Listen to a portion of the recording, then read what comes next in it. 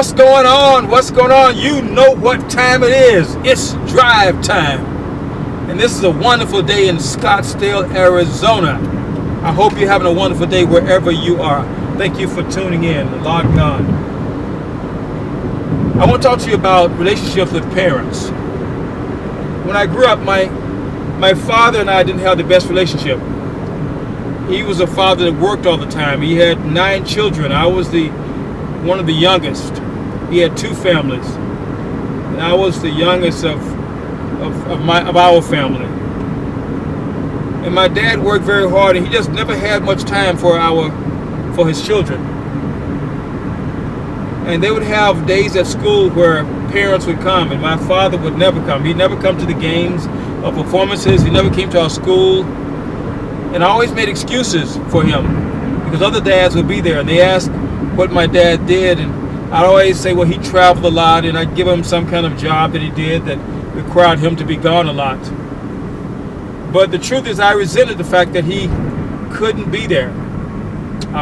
In my mind, he just didn't want to be there. Maybe he didn't love me. And that led to some resentment. But I had to think about how it was when he grew up. My dad grew up in this is the 60s. This is the 60s when this was going on.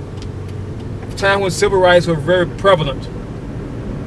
And my dad worked very hard in low position jobs.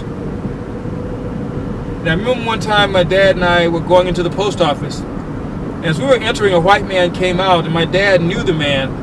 My dad said, "Hi, Mr. whatever his name was." And the man said, "Hi, boy," to my dad. "Hi, boy." I didn't say anything. And it didn't dawn on me till later the kind of pressure that my father had to have dealt with in the 60s. Being a man with a 2nd grade education, never really being respected or given the respect of a man, and never being able to provide for his family as he would like to provide.